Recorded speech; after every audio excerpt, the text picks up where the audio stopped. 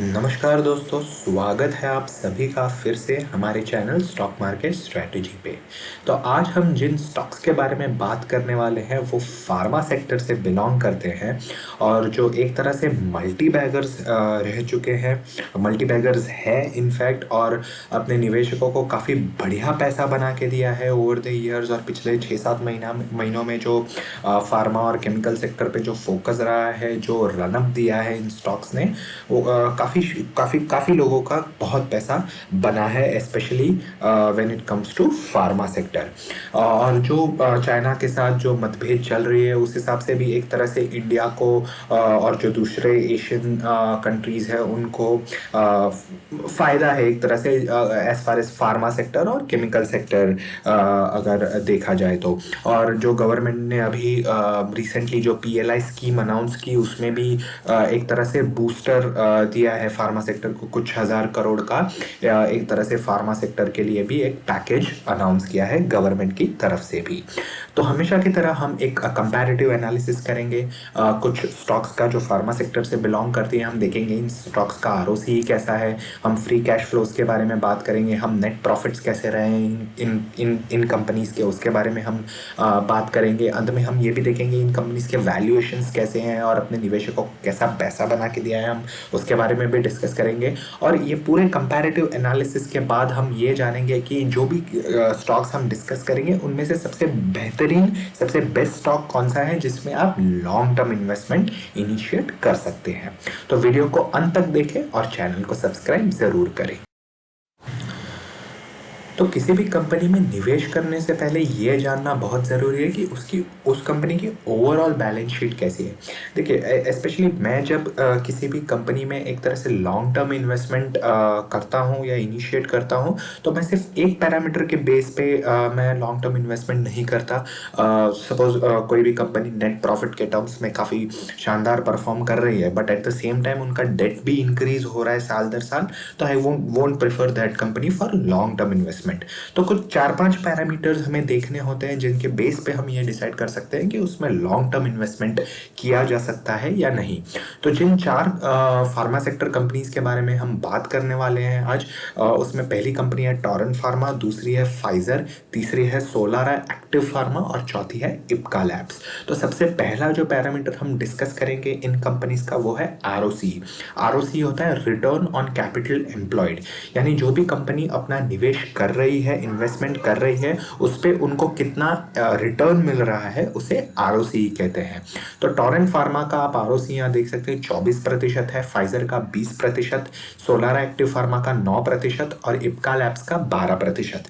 Torrent pharma and Pfizer का काफ़ी शानदार है आरओसी। एनी आरओसी से above 15%, 12 to 15% is quite comfortable, quite good. अगर डेटर डेज के बारे में बात करें तो डेटर डेज एक तरह से होता है कि किसी भी कंपनी ने अपने किसी क्लाइंट को कुछ प्रोडक्ट सप्लाई किया या उसके लिए कुछ प्रोजेक्ट किया, तो सकते हैं 76 है, फाइजर का 29, सोलारा एक्टिव फार्मा का 63 एंड इप्का लैब्स का 71। तो मैं कहूँगा कि चारों कंपनी का काफ़ी अच्छा है डेटा डेज। और उसमें से भी अगर फिल्टर करें तो फाइजर का काफ़ी शानदार है debtor days. 29 is I think it's really good. मतलब 29 होना किसी भी कंपनी के लिए debtor days, I mean it's quite good for any company. Any debtor days से अबाउ 100 और 105 is bit uncomfortable position, but मैं कहूँगा ये चारों company are quite in comfortable position. अगर फ्री कैश फ्लोज के बारे में बात करें इन चारों कंपनीज के, तो एज ऑन मार्च 2020 आप देख सकते हैं टोरेंट फार्मा का करीब 900 करोड़ है, फाइजर का 146 करोड़, करीब 150 करोड़ का फ्री कैश फ्लोज है, सोलारा एक्टिव फार्मा का -27 करोड़ और इप्का लैब्स का करीब 150 करोड़ है। तो जितना ज़्यादा फ्री कैश फ्लोज होता है रियल कैश या रियल अर्निंग्स किसी भी कंपनी के पास at the end of the year, उसे फ्री कैश फ्लोज बोलते हैं। तो जितना ज़्यादा फ्री कैश फ्लोज है उतना ज़्यादा अच्छा है किसी भी कंपनी के लिए for long term sustenance of that company. तो आप देख सकते हैं सोलारा एक्टिव फार्मा का हल्का सा नेगेटिव एंड पे है, बट ये कंपनीज जनरली ये भी कैसा सिक्लिकल रहता है, फ्री कैश फ्लोज भी कुछ फ्री कैश फ्लोज रहता है, तो वो इन्वेस्टमेंट के लिए वो या तो एक्सपेंशन के लिए वो इन्वेस्ट कर देते हैं।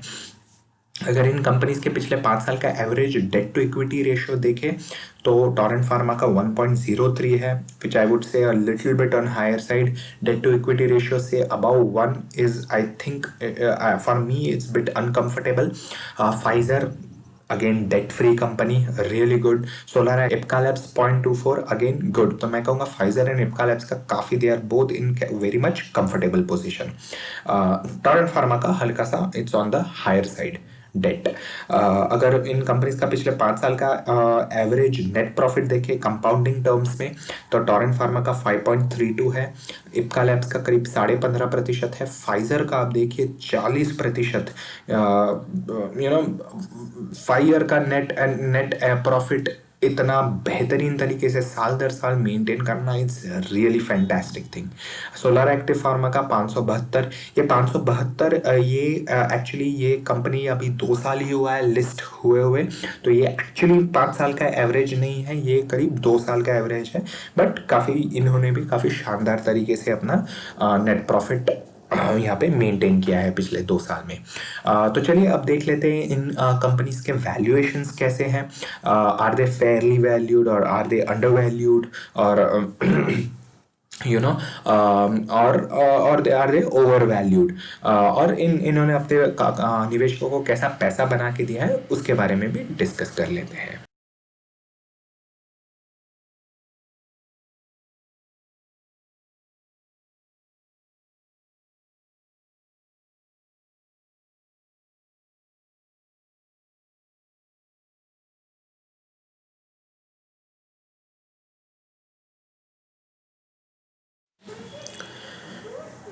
तो जिस किसी भी कंपनी के वैल्यूएशंस के बारे में जब हम बात करते हैं तो उस कंपनी का हम price to earning ratio check करते हैं. तो अगर यहाँ आप इप्का लैब्स का पी देखें तो 30 है, टोरेंट फार्मा का 36 है, फाइजर का 45 है और सोलार एक्टिव फार्मा का 25 है एज ऑन डेट.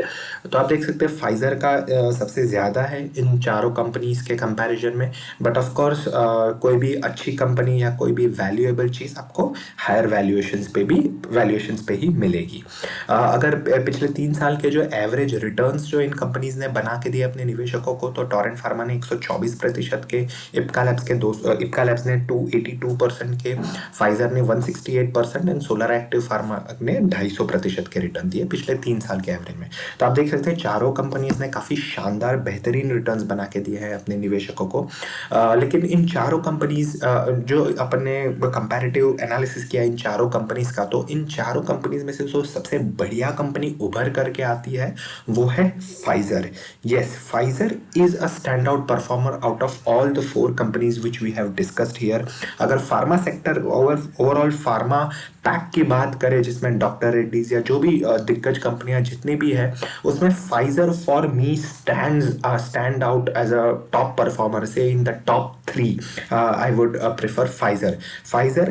किसी भी बंदे के I mean whoever invest in stock market, Pfizer एक तरह से उनके पोर्टफोलियो में होना ही चाहिए. Like for in banks when you say talk of banks, HDFC bank वो एक तरह से एक ब्रांड है. तो फार्मा सेक्टर में एक फाइजर जो है वो एक तरह से ब्रांड है जो हर एक के पोर्टफोलियो में होना ही चाहिए. It's a must. बट ये लेवल्स पे खरीदा जा सकता है या नहीं, it's bit tricky question. Sorry, but आप वेट कर सकते हैं लोअर लेवल्स का.